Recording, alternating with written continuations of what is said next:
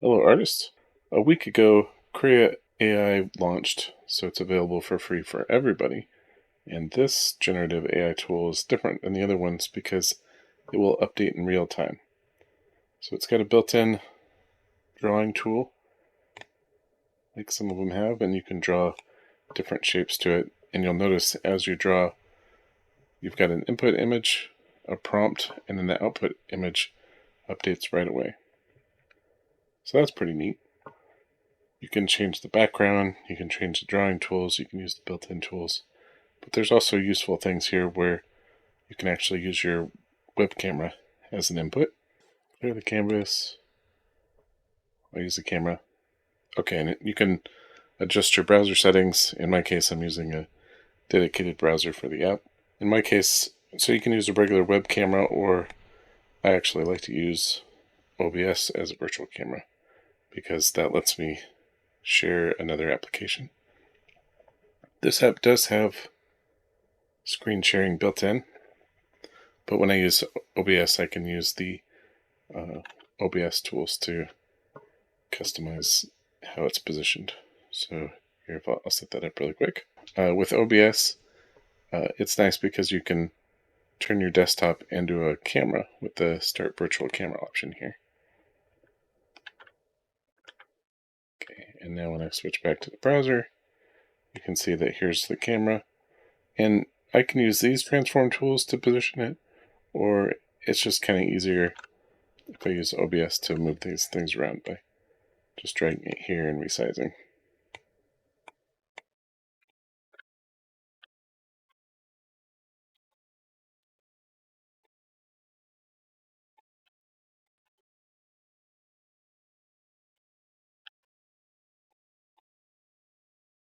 Get a little smaller. It looks like it actually maps to like a quarter of the screen. There we go, almost there. And it's also mirrored.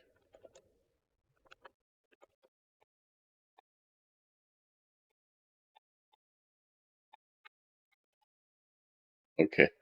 Anyway, so this lets me draw using the Gimp tools instead of the editor ones here. And then you have whatever your favorite tool is.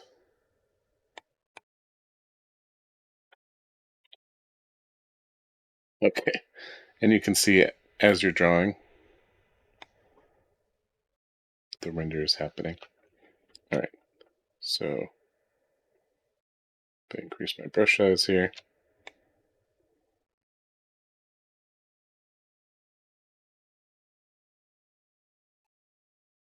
There we go. All right. And one thing to notice, Krea AI is not censored, so just have to be careful with my prompt. I should be safe with smiley, but I was thinking of a smiley face. Okay, whatever. Anyways, okay, so using the OBS virtual camera, I can share different apps. In this case, I was using Gimp, but another way that I like to use the tool is actually switch to ZBrush. Here we go. So we can do digital sculpting. All right, so with ZBrush, I can set a tool, like starting with a sphere. And there's a free version of ZBrush called ZBrush Core Mini that you can use. Here I'm using the full ZBrush 2022. But in any sculpting tool will work, like even if you're using Blender or whatever. But I'm going to use this one. All right, so I need my tool. I need it to be in edit mode and make it polite mesh and set default standard material. I can draw on it, and it's like digital clay. And anything I draw, I can change the perspective on it, and it will update my smiley render.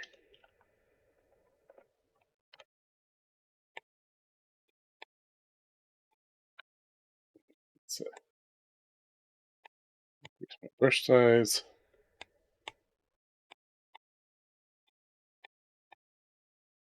Okay, very disturbing here.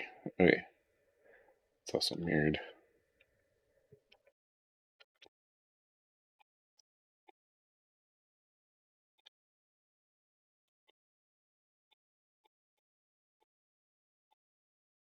You can work on your sculpt.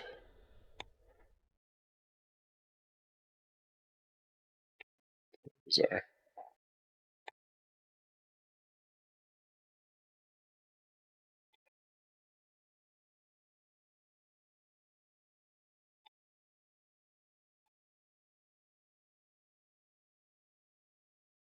Okay, so now that we have the virtual camera set up, now I prepared some different prompts that were kind of safe because it is uncensored. All right, so we'll try fishing.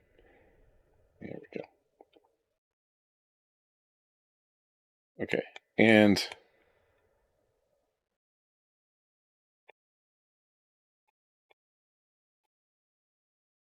let's try and make a fish out of this.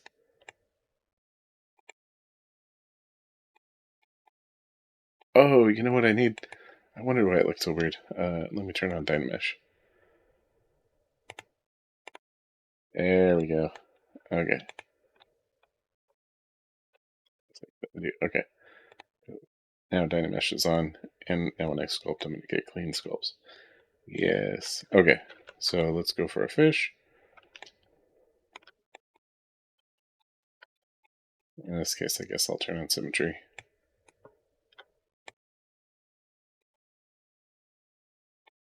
What does even a fish look like? Here we go. It's got like a...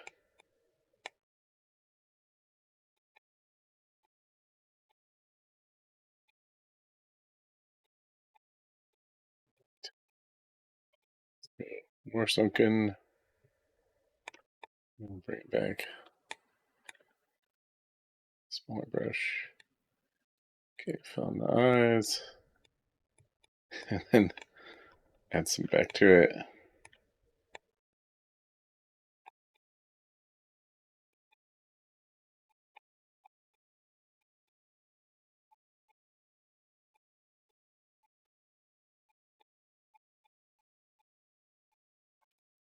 And re-Dynamesh if I drag out there.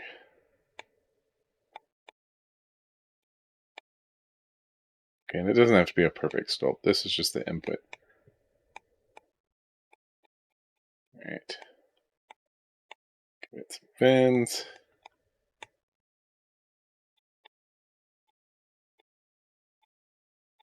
Okay. Whatever.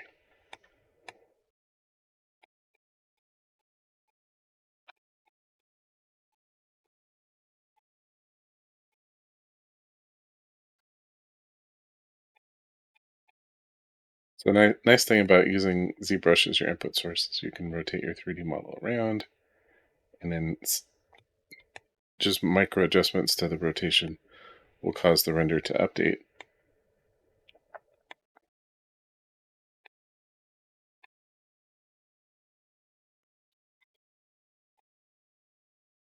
I want to show them on a...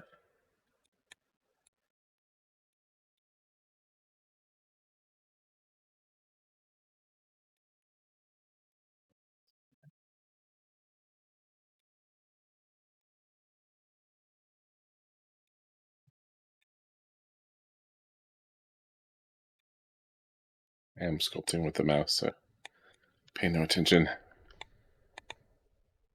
Okay, smooth it out.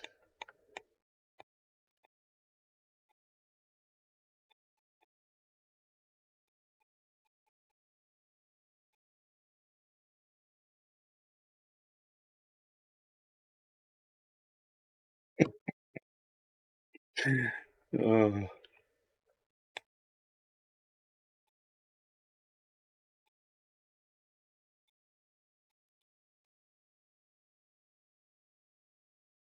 I should do an IM brush for the fishing line. All right, here we go. If I do an IM curve, there we go.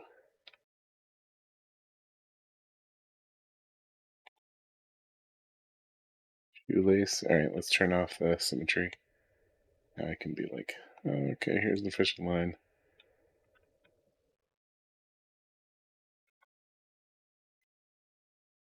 Go to the stroke, curve functions. Curve. Delete curve. There we go. And drop the thing. There we go. Alright, so it's chewing on that shoelace. But that doesn't matter. It's not going to use so much of that. Alright, but show. I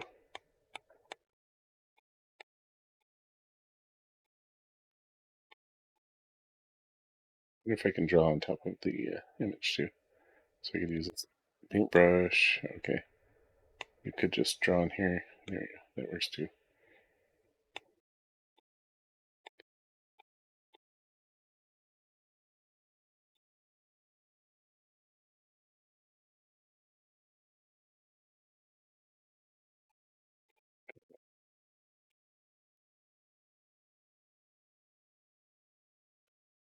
It's funny, I got a different result doing something completely different.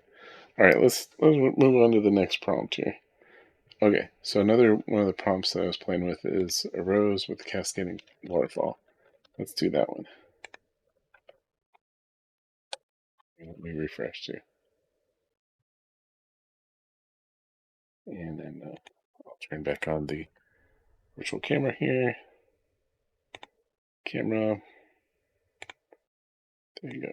Let's just scale this up to fill the screen.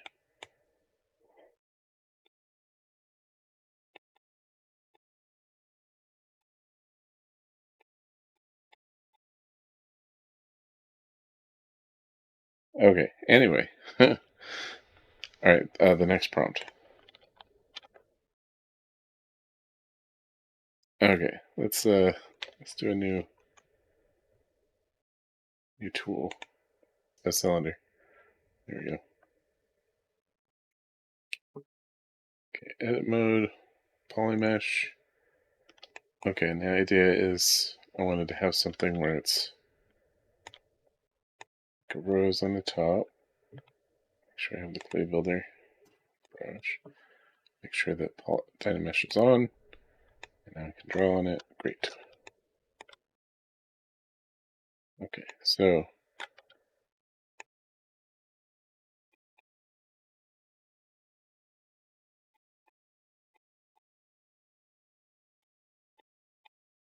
these outer petals. Okay, there we go.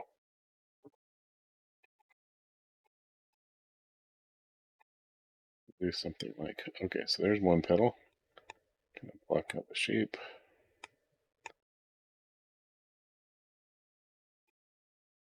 Then next to that petal, there's another petal.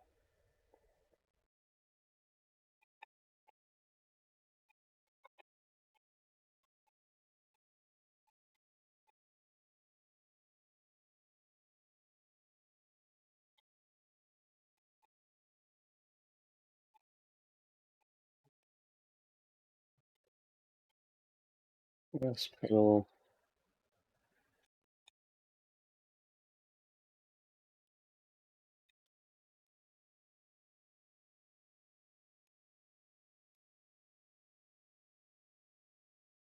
It's going so well. Okay. Doesn't have to be super high res. Let's fill the object. And then we can also use the paintbrush to be like, oh, I wanted petals here, or red petals here.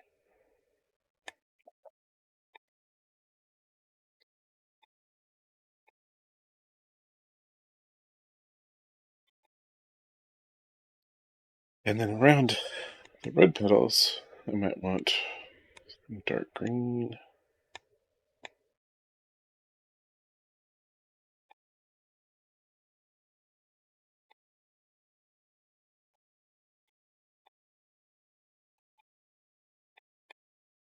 Okay, and then I can go back and fix the red.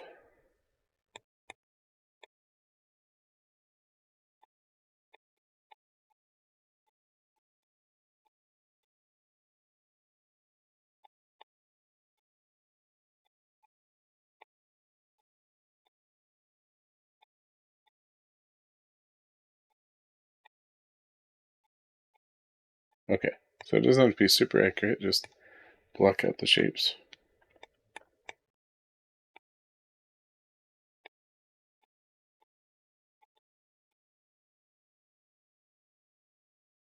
Okay, and then there's the water part. So you're back to building up stuff. I wanted to have like cascading waterfalls come down here, where the water would kind of come down, and then around that, I'm just gonna build up some rocks.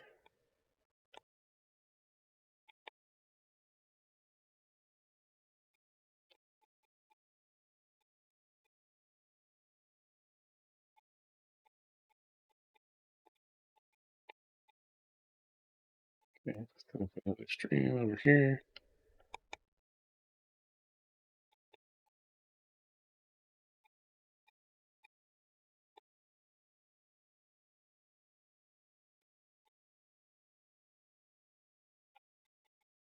That mesh, okay, and one more stream.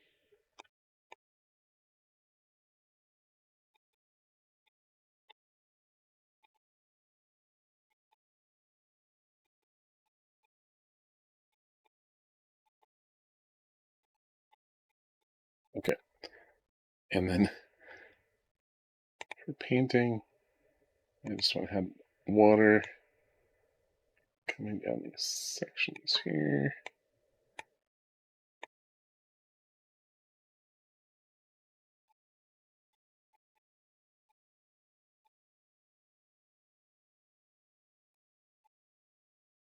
Okay, good.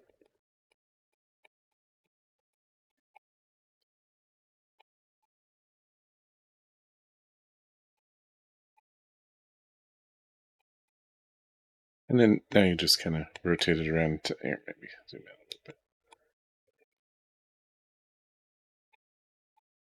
little bit. So it gets, you have your input image or sculpt, and then you have the awesome thing that it's making. And it's near real time, so you can sculpt as you go along, and then you get a nice, even better preview. It tries to mimic the same sort of shapes.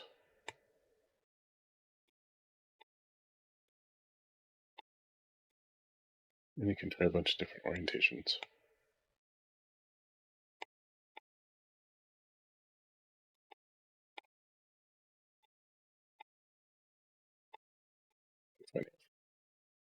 Better from that. Oh,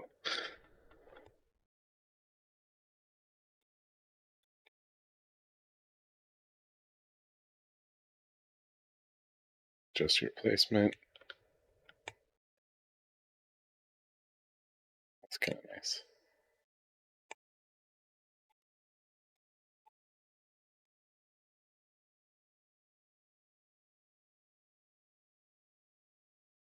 You get nice compositions over here. So basically, when you're sculpting, you usually have a reference art image, and then you sculpt from that. And then the output you get from AI becomes your next reference art that you can feed back in, and you get a feedback loop as you update your compositions, and then you can kind of base your dimensions on what the AI is generating. Okay, so the next one, and with the same object. So even though I made this for the roses, I can just change the prompt and get something out of the next thing.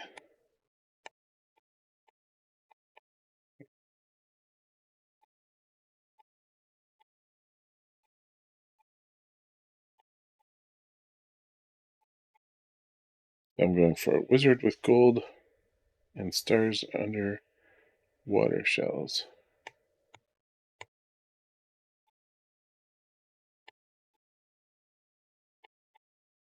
In this case, I want a face.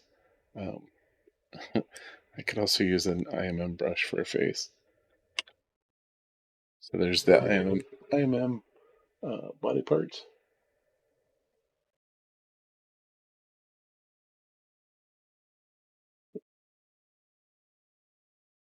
Yeah, I am on body parts.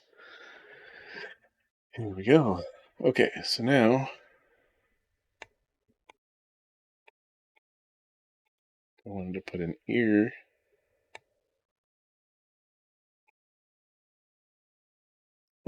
Let's change the color.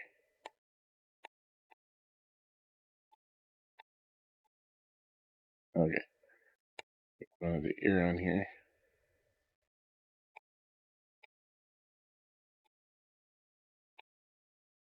Maybe it would match somehow. Okay, maybe that doesn't work, but a head would definitely, if I put a head on here.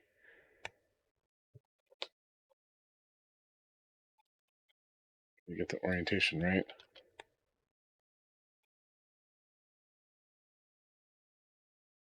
Yeah, that actually worked. Okay, so you can see there's the input, and even though it seems kind of weird with this sculpt, you can rotate around and get something wildly interesting. And if you see something and it went past, you can always rotate back and get back to it.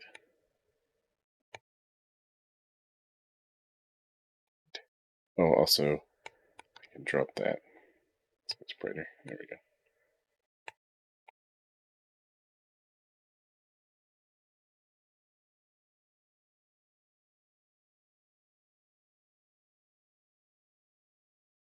And it's doing slight changes because the mouse was going over the input.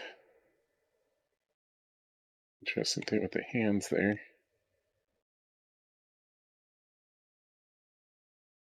Okay, oh, pretty neat. All right, one more prompt.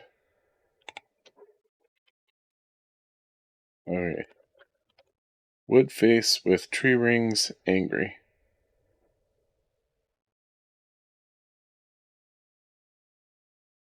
That's pretty good without even doing anything. So even though the input is gnarly, you still get good stuff.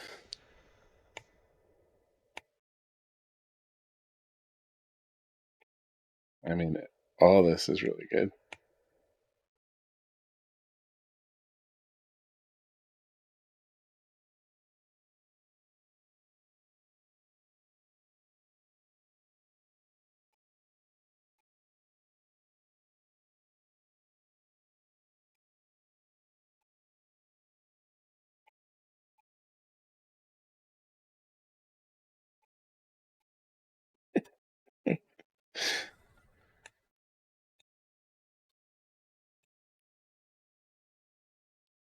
Anyway, okay, so because this is real time, you get like real fast feedback for anything you do. And as long as you take up the space with something, you're going to get really cool stuff out of this. And then again, you can always take this as your reference art and then actually model the thing so it matches the same dimensions, and then turn your 2D reference into a full 3D sculpt.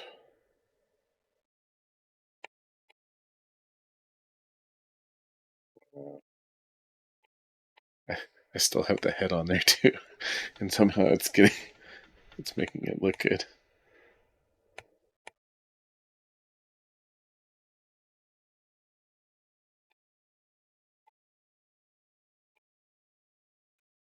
Let's go back to, would it still look good without the head dangling on there? Oh, what was that?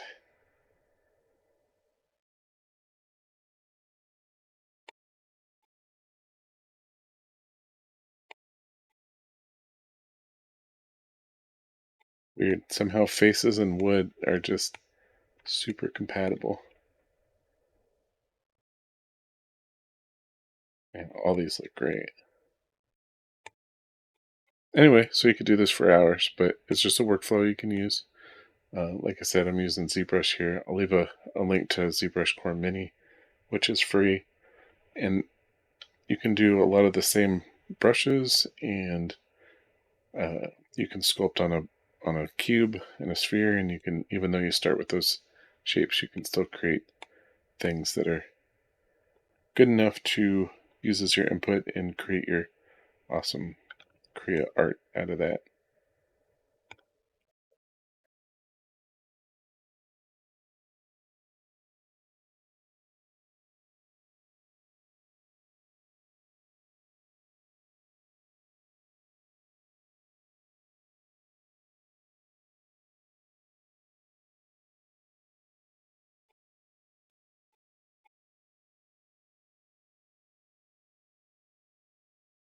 Both those are really great.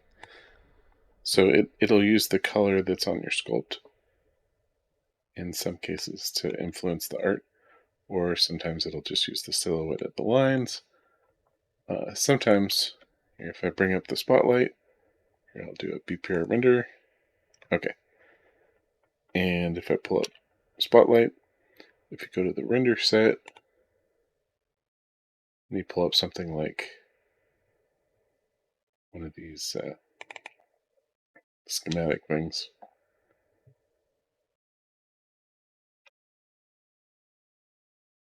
There you go. You can just double click these different lighting profiles. So it can use, there you go. Let me just BP render it as I reposition it. So it can use the contours of your 3D sculpt, and that influences the input for your rendering.